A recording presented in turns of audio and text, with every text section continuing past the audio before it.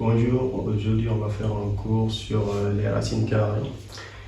Mais avant tout, avant de se concentrer sur tout ce qui est plan, on va faire une petite révision sur les ensembles. Parce que il y a plusieurs ensembles et les ensembles, c'est les bases. Donc il faut les connaître.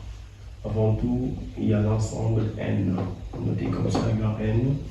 Et dans l'ensemble N, on a les nombres entiers naturels, c'est-à-dire tout ce qui est nombre ne comportant pas de virgule, ou bien s'il comporte une virgule, la partie décimale est nulle. Comme par exemple là, si on a 2,000, ça c'est un nombre antinaturel, malgré que le nombre a une virgule. Mais sinon, les nombres antinaturels n'ont pas de virgule. C'est ça leur particularité. Donc là, on a tout ce qui est 1, 2, 3, 0, etc. On les utilise pour toute chose qui est naturelle et entière. C'est pourquoi quand on compte des personnes, on ne peut pas dire 3,0 personnes ou 5,2 personnes. On dit 2, 3, 0, 7 personnes. Ou bien 2 moutons. Ouais. Donc les nombres entiers naturels, c'est ça qu'on utilise pour tout ce qui est entier et naturel. Maintenant, après, les scientifiques ou bien les mathématiciens plus particulièrement ont vu la nécessité de créer un autre ensemble qui s'appelle l'ensemble Z. Maintenant, l'ensemble Z, c'est l'ensemble des nombres entiers relatifs. C'est-à-dire c'est les entiers 2, 3, etc. Mais en même temps relatif. Si vous entendez le mot relatif, ça veut dire qu'il y a une référence. Et la référence, c'est 0. C'est comme par exemple ici. Si on prend une autre référence ici, 0. Tout ce qui est à droite, si on oriente la flèche à droite, tout ce qui est à droite, c'est positif. 1, 2, etc. Et tout ce qui est à gauche, c'est moins. Moins 1, moins 2. Donc c'est négatif ici et positif ici. Donc la référence, c'est 0. Donc relatif, ça veut dire la référence, c'est 0.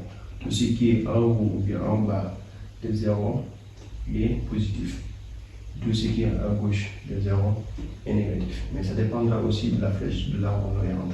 Parce que si on oriente la flèche de cette façon-là, on prend notre 0 ici. C'est tous les nombres qui sont là qui sont positifs, mais les nombres qui sont à droite sont négatifs. Moins 1, moins 2. Donc c'est ça qu'il faut savoir sur les nombres entiers relatifs. Maintenant, où on les utilise? Par exemple, au niveau des ascenseurs. Au niveau des ascenseurs, pour les gens qui ont déjà monté au niveau des ascenseurs, il y a 0 qui est le rez-de-chaussée, il y a 1 qui est le premier étage, 2 le premier étage, mais parfois il y a moins 1. Si vous appuyez sur moins 1, ça vous renvoie au souterrain. Premier étage en bas du rez-de-chaussée. C'est ça que ça signifie. Donc là, c'est le premier étage en haut du rez-de-chaussée. Maintenant, si on n'avait pas, disons, les nombres, si on n'avait pas créé les nombres entiers relatifs, là on serait obligé d'écrire souterrain. Vous voyez, ça prend beaucoup d'espace. Et là, pour le coder au niveau des machines informatiquement, ça devient compliqué. Maintenant, c'est plus facile de noter moins 1. D'autant plus que vos ordinateurs ne prennent que 0 et 1, ils ne connaissent que les chiffres. Donc, vous voyez l'importance des nombres entiers relatifs. En même temps aussi pour la température, parfois vous entendez moins 2, moins 30, moins 15, tout ça, c'est des nombres entiers relatifs. Donc là, vous pouvez avoir moins 1, moins 2, tout ça. Mais ne prennent pas de virgule. C'est pourquoi vous entendez entier. Ça veut dire qu'ils ne prennent pas de virgule. Après, il y a ensemble des nombres décimaux relatifs. Regardez, ensemble des nombres décimaux relatifs. Premièrement, il y a décimaux, ça veut dire qu'il y a virgule. Relatif, ça veut dire qu'il peut prendre moins, il peut prendre plus. Ça veut dire que là, on peut dire moins 2, 3, 4, 0, 1, tout ça. On peut les prendre. En même temps, il peut comporter une virgule. Ouais. Donc, D, c'est l'ensemble des nombres décimaux relatifs. Décimaux, ça veut dire que ça prend les virgules. Relatif, ça veut dire que ça peut être moins, ça peut être plus. C'est ça que ça signifie. Maintenant, il y a encore l'ensemble des nombres rationnel Q. L'ensemble des nombres rationnels, c'est tout nombre qui peut être écrit sous la forme d'une fraction, comme par exemple ça, A sur B, comme exemple 2 sur 3. Ça c'est un nombre rationnel. Maintenant, tout nombre que l'on peut écrire sous cette forme-là est un nombre rationnel. Comme par exemple 2 tiers, 1, parce que 1 c'est 1 sur 1, donc c'est une fraction. 0, 0 c'est 0 sur 1, donc c'est une fraction. 2, moins 5. Il faut savoir aussi que les nombres rationnels, l'ensemble des nombres rationnels prend les chiffres avec moins ou plus. Il faut tenir ça. 2,7 aussi, ça appartient à Q. Vous allez me dire pourquoi. Parce que 2,7, on peut l'écrire sous forme de fraction. Si on dit 2,7, c'est égal à 27 sur 10. Déplacer la virgule d'un rang, donc ajouter un 0. Donc 27 sur 10, c'est la même chose que d'écrire 2,7. Ouais. Donc c'est ça l'ensemble Q. Maintenant aussi, il y a l'ensemble R. L'ensemble R, c'est quoi? C'est l'ensemble des nombres réels. Pourquoi on l'a créé? Parce qu'ici, on a vu qu'il y a certains nombres comme pi. Pi, c'est pas égal à 3,14. C'est 3,14. Il y a beaucoup de chiffres après. Donc la partie décimale est limitée, donc on ne peut pas le représenter comme on dit, sur un tableau ou bien sur une surface réelle. Vous voyez, ça devient compliqué. Ça fait, les mathématiciens se sont dit qu'ils vont créer un autre ensemble qu'on appelle l'ensemble des nombres réels. Lui, il prend en compte tout ce qui est nombre comportant des parties décimales limitées. Comme par exemple, là, au lieu d'écrire 3,14, on prend tout ça, on dit que c'est égal à pi, et puis c'est représentable. Donc c'est plus facile. Racine de 3, ça donne 1 virgule avec beaucoup de chiffres. Donc au lieu d'écrire tout ça, on dit c'est égal à racine de 3. Ouais. C'est des ensembles, on les crée pour faciliter la vie. Donc il ne faut pas se dire que les mathématiciens, comme les élèves ont l'habitude de le dire, que les mathématiques, ça rend compliqué. C'est compliqué les mathématiques, il ne faut jamais dire ça. Les mathématiques, c'est vrai que parfois c'est un peu compliqué si on n'a pas, disons, une bonne explication de la part de votre professeur. Mais de manière générale, il faut savoir que les mathématiques, on les a, disons, créées parce qu'en réalité, c'est des choses qui existaient dans la nature. Et on les a découvertes pour faciliter la vie, pas pour compliquer la vie, comme le pensent certaines personnes. Donc les mathématiques, c'est pour faciliter la vie et non pour compliquer la vie. Parce qu'ici, si on n'avait pas créé ça, ça allait être compliqué, quoi. Ouais, donc la racine de 2, 1, 5, moins 3, moins racine de 2, tout ça, c'est des nombres réels. Donc c'est ça qu'il faut savoir. Et n est inclus dans Z, Z est inclus dans D, D est inclus dans Q, Q est inclus dans R. Ça veut dire que l'ensemble n est inclus dans l'ensemble R. Maintenant, en classe de troisième, on s'arrête sur l'ensemble R. Ça veut dire qu'il y a d'autres ensembles, mais pour l'instant, ça ne m'intéresse pas. On ne va pas vous noter là-dessus. Donc c'était une parenthèse et c'est très important, il faut maîtriser les ensembles parce qu'il y a d'autres choses qui vous attendent et ça c'est les bases, les ensembles. Maintenant on va aller direct sur la définition. Pour la définition, c'est quoi une racine carrée? Comment on définit ça? On dit une racine carrée soit A au nombre positif, soit A au nombre positif, A supérieur à 0. On dit racine carrée de A est le nombre positif dont son carré est égal à A. Racine carrée de A est le nombre positif dont son carré est égal à A. C'est-à-dire racine carrée de A est le nombre positif dont son carré est égal à A. C'est ça la définition. Donc ça, c'est une propriété en réalité, mais comme je vous l'ai dit sur comment on apprend les maths, la définition, c'est une propriété générale qu'on utilise pour faire ça. Donc, soit A un nombre positif, la racine carrée de A est le nombre positif dont son carré est égal à A. Donc c'est ça qu'il faut retenir pour la définition. On peut donner des exemples, comme par exemple la racine carrée de 1, c'est 1, racine carrée de racine carrée de 4, c'est 2. Racine carrée de 9, c'est 3.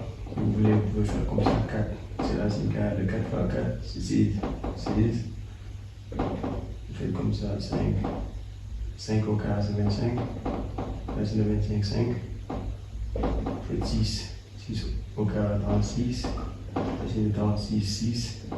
7 au carré, 49. Racine de 49, 7. 8 fois 8, 64. Donc, racine de 64, 8. Faites 9. Racine de 81. 10. On dit 10 fois 10, 100. Si vous voulez, vous pouvez coordonner avec 11. 11, 121. Racine de 121, vous coordonnez 12, 144. Il y en a deux pour. Donc c'est comme ça qu'on fait pour comprendre tout ce qui est racine carrée. Ça, c'est des exemples de la définition. Ouais, au lieu de mettre A, on peut mettre 1, ou bien on met 4, 2. C'est bon ça. Ça, c'est des carrés parfaits, il faut les connaître parfaitement.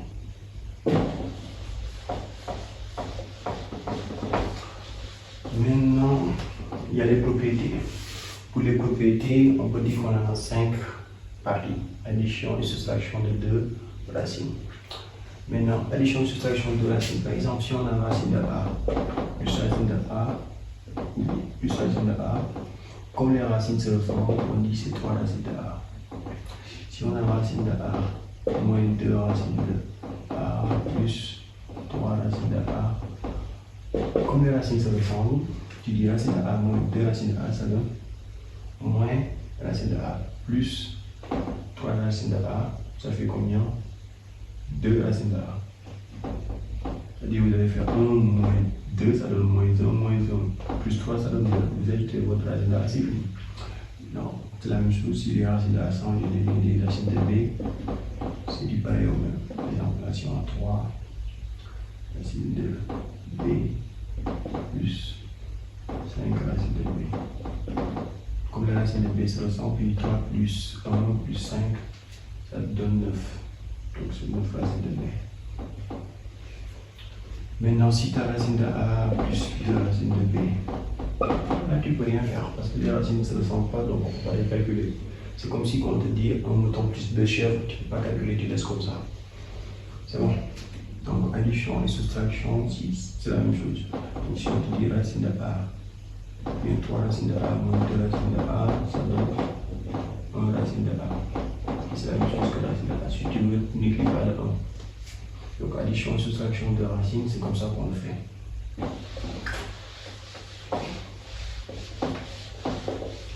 Maintenant, il y a multiplication et division de deux racines. Premièrement, il faut savoir que la racine de A fois racine de A, ça donne racine de A au carré. Avec parenthèse, qui est la même chose que racine de A au carré. Ces deux-là, c'est la même chose. Si on met parenthèse ou pas, en tout cas, si le carré à l'extérieur, c'est la même chose. Ça donne A. C'est la première propriété qu'il faut savoir. Si c'était B aussi, c'est la même chose, ça allait donner racine de B fois racine de B égale racine de B au carré égale racine de B au carré égale B. C'est la même chose. Maintenant, même chose, si vous avez racine de A fois racine de B, c'est égal à racine de A fois B, qui est égal à racine de AB.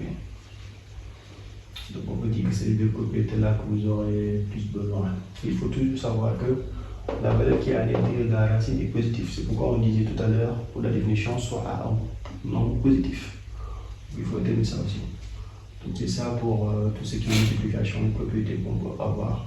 Maintenant pour la division, on peut dire racine de A sur racine de B, c'est égal à grande racine de A sur B. C'est ça qu'il faut savoir pour la division. Et il faut dire aussi, il y a une remarque, c'est-à-dire racine de A plus racine de B, c'est pas égal à racine de A plus B. De même chose que racine de A moins racine de B, n'est pas égal à racine de a moins b. Ces deux choses-là sont différentes, donc il ne faut pas les comparer avec ça. On peut les combiner seulement avec la multiplication et la division, mais l'addition et la soustraction n'acceptent pas ça. Donc il faut le retenir aussi.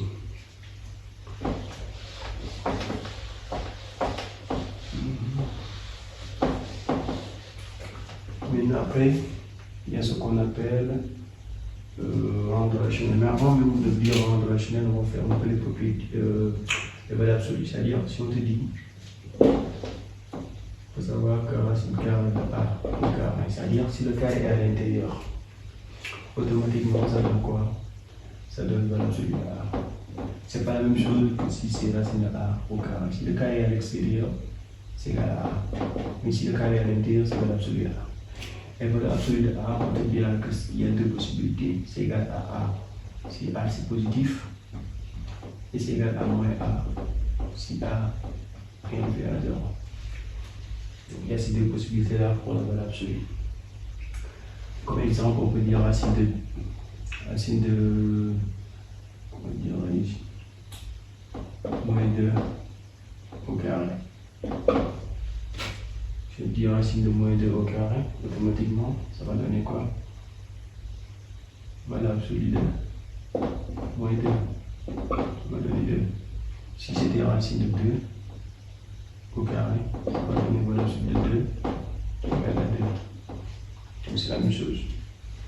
Alors que si c'était valeur absolue de 3 au carré, automatiquement ça fait 3. On n'a pas besoin de faire une valeur absolue. Alors que si c'est à l'intérieur, il le faut impérativement.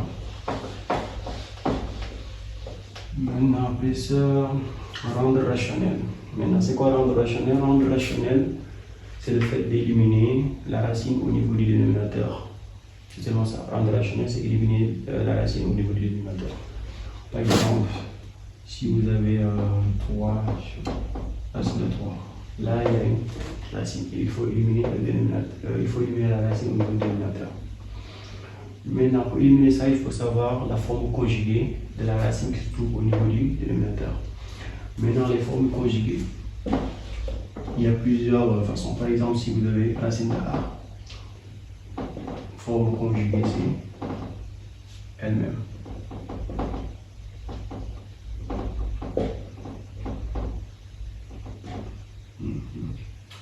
La forme conjuguée,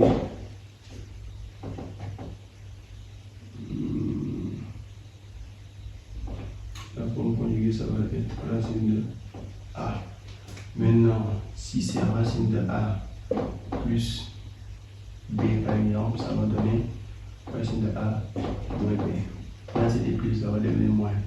Si c'était plus, si c'était moins plutôt, ça va devenir racine de a plus b. Vous voyez, c'est la même chose. Donc la forme conjuguée de racine de a, ça donne racine de a plus b, ça donne racine de a moins b, racine de a moins b, ça donne racine de a plus b. Si c'était racine de a moins racine de b aussi, c'est la même chose.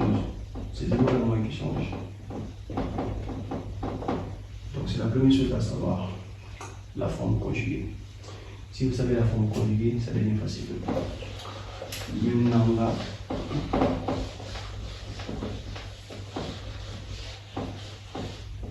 si on vous donne comme exemple 3 sur racine de 3, pour rendre ça rationnel, tu prends le dénominateur, tu prends sa forme conjuguée qui est racine de 3.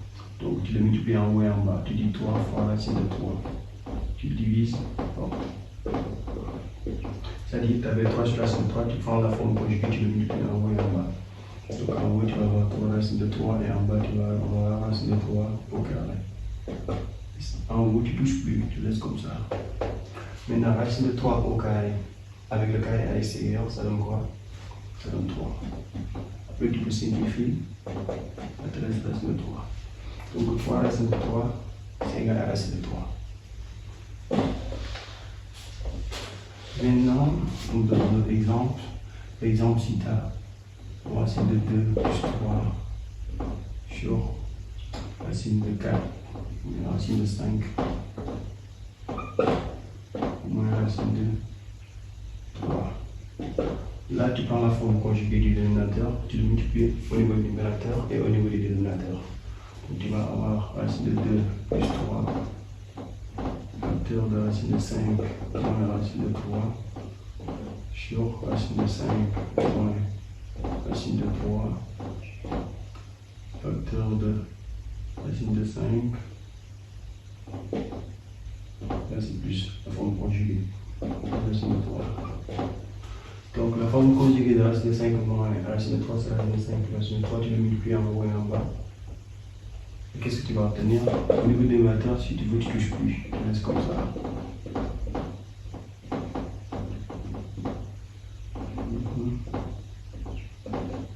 Donc là, racine de 5 moins racine de 3, facteur de racine de 5 plus racine de 3.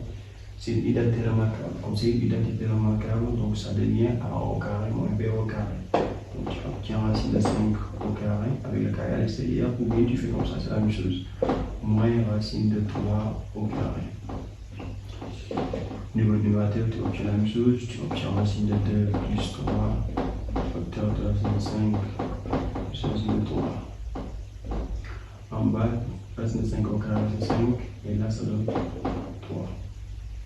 Donc tu peux dire que c'est racine de 2 plus 3, racine de 5 plus racine de 3, sur 2. Donc rendre rationnel racine de 2 plus 3 sur racine de 5 moins 3, c'est ça. Vous avez vu que le dénominateur, il n'y a plus de racine. C'est ça rendre rationnel.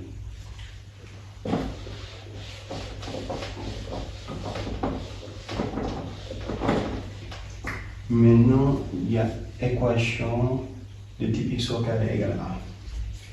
Par exemple, si vous avez x au carré égale a, on te dit que x égale a, c'est-à-dire racine de a, ou x égale moins racine de a. C'est ça la propriété. X au carré égale a, automatiquement vous pouvez dire x égale racine de a, ou x égale moins racine de a. On obtient ça parce que par exemple, si tu fais x au carré moins a, c'est-à-dire x au carré égale a, tu transposes la a à gauche, tu obtiens la x au carré moins a égale 0. Donc là, si tu veux, tu dis c'est x au carré moins racine de a au carré. Le a, c'est racine de a au carré. Si tu veux, tu peux le remplacer par ça, égale 0. Donc là, on a x moins racine de a, facteur de x plus racine de a égale 0. Identité remarquable. Maintenant, produit des deux facteurs égale 0 si et seulement si l'une des facteurs égale 0 ou l'un des facteurs égale 0 ou l'autre facteur égale 0. Donc x moins racine de a égale 0 ou x plus racine de a égale 0. Ce qui nous donne x égale racine de a ou x égale racine de a. Donc on obtient ce qu'on avait ici. Il y a ces deux possibilités-là.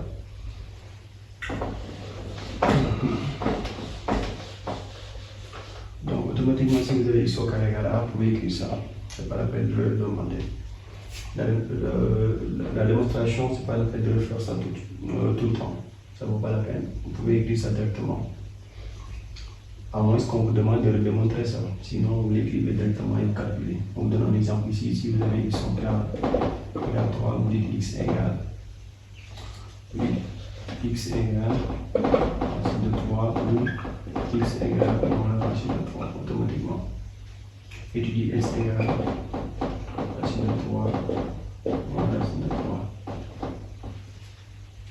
Si on vous demande de résoudre ça dans R, bien sûr. Parce que si on vous demande de résoudre dans Q, S égale ensemble vide, parce que les deux là n'appartiennent pas à Q. Donc il faut toujours savoir sur quel ensemble on vous demande de résoudre l'équation. C'est pourquoi je vous ai fait un petit rappel sur les ensembles.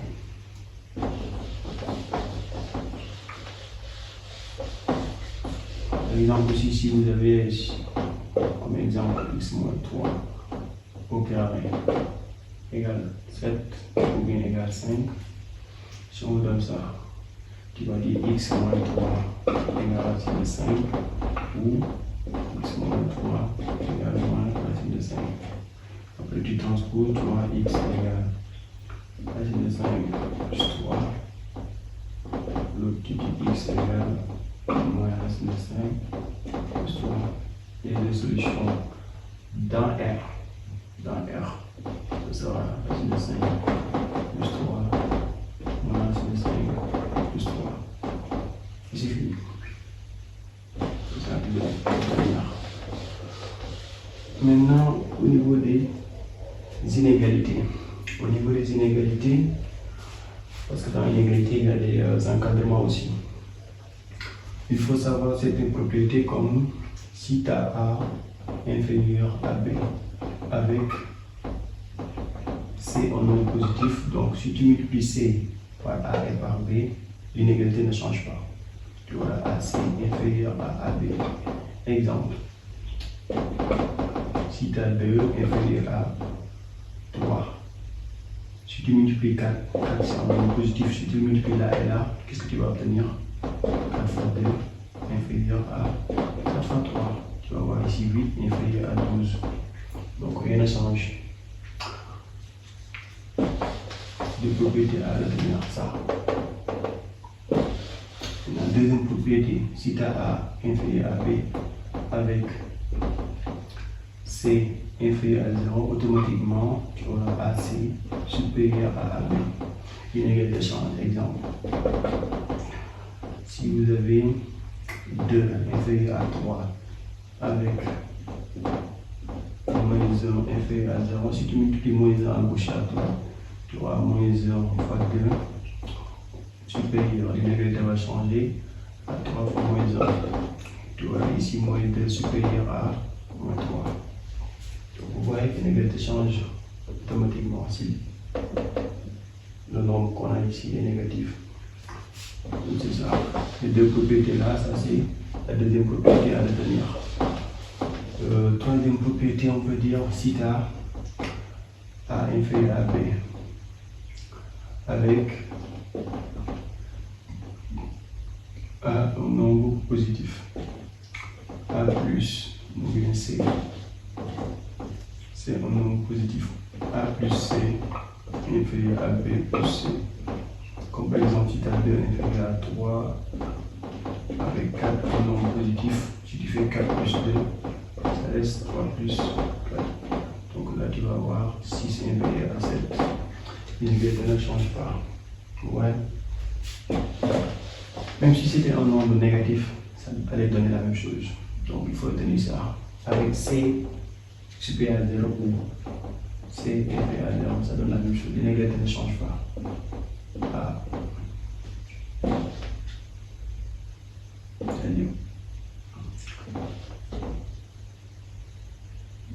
C'est comme par exemple A moins C inférieur à B. On va donner un exemple. Comme par exemple, si on a 2 inférieur à 3 avec 1 moins 1 inférieur à 0, on va obtenir moins 1 plus 2 inférieur à 3 moins 1. On va obtenir ici 1 inférieur à 2. Ouais, l'inégalité ne change pas. Donc ça c'est, on peut dire, troisième propriété, quatrième propriété. Toutes ces propriétés-là, il faut les retenir. Maintenant aussi, on a une propriété sur les fractions. Par exemple, si on a la division plutôt, mais c'est la même chose non plus. Donc on peut dire, si vous avez A inférieur à B avec A supérieur avec A et B supérieur à 0. A supérieur à 0 et B supérieur à 0. Donc on va obtenir 1 sur A supérieur à 1 sur B. C'est-à-dire si tu fais l'inverse, automatiquement tu auras A sur 1 sur A supérieur à 1 sur B. Comme par exemple ici. 2 inférieur à 3, mais si tu fais 1 demi, ça va être supérieur à 1 sur 3. Parce qu'un demi ça donne 0,5, alors qu'un 75 ça donne 0,33, etc. Ouais. Donc automatiquement, si vous changez, ça donne ça. L'inégalité change. Donc on peut dire que c'est des propriétés que vous devez savoir. À part ça, C'est ça que vous allez utiliser pour faire tout ce qui est encadrement. Comme par exemple, si on vous demande d'encadrer 2x plus 3, ça seulement, on demande d'encadrer 2x plus 3 avec x compris entre 2, 5. On nous demande d'encadrer ça. Pour encadrer ça, premièrement, comme nous on a besoin de 2x plus 3, on commence par régler le problème de 2x. On prend 2, on le multiplie par x, et à gauche et à droite. Tu fais 2 multiplié par moins 2, inférieur à 2x, inférieur à 2 fois 5. Tu multiplies 2 ici, 2 ici, 2 ici. Donc là, tu vas obtenir moins 4, inférieur à 2x, inférieur à 10. Donc 2x est déjà réglé, on additionne 3 partout. Donc tu vas avoir moins 4 plus 3, inférieur à 2x plus 3, inférieur à 10 plus 3. Donc là tu vas avoir moins 1, inférieur à 2x plus 3, inférieur à 13. Et c'est fini, l'encadrement est fait, l'encadrement 2x plus 3. Ouais. Maintenant, il y a plusieurs exemples, après on fera tout ça sur les exercices. Au niveau des exercices, comme ça, c'est en cours, on va essayer de résumer ça pour que ça ne soit pas, disons, long. Maintenant aussi, il y a, par exemple, si vous avez un signe de 3 plus x supérieur à 0, c'est la même chose, non? Là, vous allez faire x supérieur à moins la signe de 3. Après, vous faites l'intervalle, vous dites x appartient à l'intervalle moins la signe de 3. Vous ouvrez plus l'infini. Et c'est fini. Vous faites S égale